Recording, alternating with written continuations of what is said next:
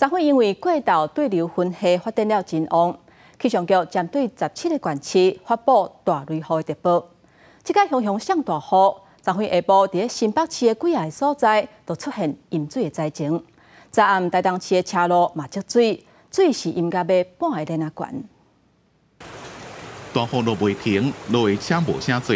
20暗这场雷公一直开大雷雨，予台东市区的路真侪所在拢淹水。尤其一个中兴路地段排水排袂好，水坑啊灌水一直冒出来，淹到要半个脸啊才悬。排水排袂离啊！下雨如果下得很猛的话，就会积水了。20点的时间。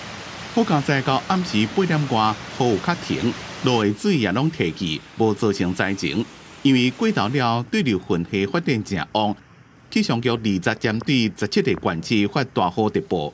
同款的大雷雨也发生伫新北市，水利署对新北市9个行政区发布一级淹水警戒。团讲有车未恢踢出水门，了伫咧邦桥港仔嘴爆花外口，警消赶紧派船去救，因过无发现有人掉伫咧爆花外口，证实是虚惊。因若伫新庄区的幸福路是规个变做一条溪，好佳在点外整了水就消退。另外，伫邦桥大关路的地下道，因为水淹正悬，暂时封起来。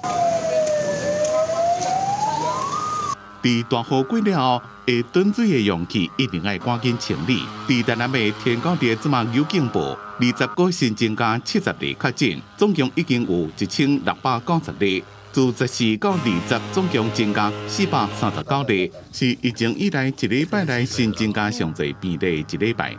记者综合报道。